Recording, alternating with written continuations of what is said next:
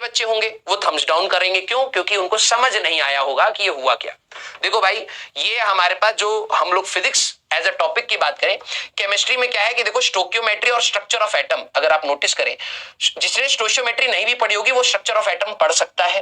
फिर इसके बाद आपका आएगा पीरियोडिक क्लासिफिकेशन ऑफ एलिमेंट्स, जिसमें पीरियोडिक टेबल आएगा, फिर आप उसको भी पढ़ सकते हैं, थोड़ा बहुत आपको पता है तो उसको भी पढ़ सकते हैं। फिर केमिकल तो कहीं कहीं पर आपको नया शुरुआत करनी है तो आपको मौका दे देती है केमिस्ट्री भी और मैथ्स भी, फिजिक्स बिल्कुल मौका नहीं देती है।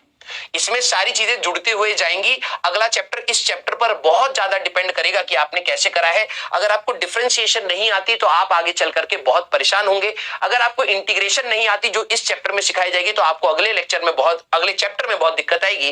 ग्राफ, काइनेमेटिक्स के ग्राफ हमें आसान तब होंगे जब हम लोग इनके बेसिक्स को यहां पर जान चुके होंगे।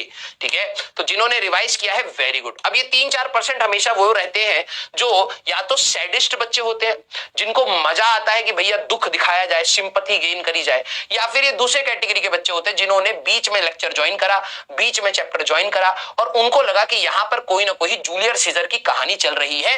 बीच में से कोई बता देगा कि भैया जंगल में गए थे, एक हिरण मिला और हिरण को मार दिया। अब उसके बाद अगले दिन कोई और कहानी चल रही है कि एक राजा महल में रहता था तो हिरण मरा नहीं मरा, क्या हुआ, कौन खा गया हिरण को, कोई जानता नहीं, कोई फर्क नहीं पड़ता। लेकिन राजा महल में रह रहा है तो राजा अब युद्ध पर जाएगा तो घोड़े पर बैठ चुका है, तो नई कहानी चल रही है। तो हिरण गया बाढ़ में, राजा के घोड़े पर तुम भी सवार और चल दिया आगे। फिर अगले दिन आपने मिस कर दिया कि राजा जीता हारा जो भी है, फिर अगली कहानी चली कि झोपड़ी में मम्मी बैठी थी, पापा बैठे थे, रोटी बना रहे थे, गरीबी बहुत हो गई। अचानक से राजा का महल तुमने साइड में फेंका और अचानक से तुम झोपड़ी में बैठ के उस कहानी को फील करने की कोशिश करने लग गए। तो ये है आपकी अंग्रेजी की कहानियां। लेकिन फिजिक्स ऐसे नहीं चलेगी, सब कंटिन्यूटी में है बेटा।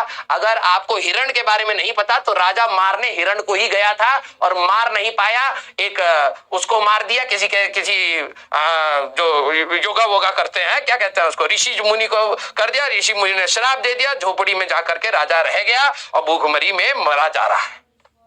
ये है फिजिक्स। जब तीनों कहानी जुड़ेंगी तो फिजिक्स निकलेगी। समझ आई बात?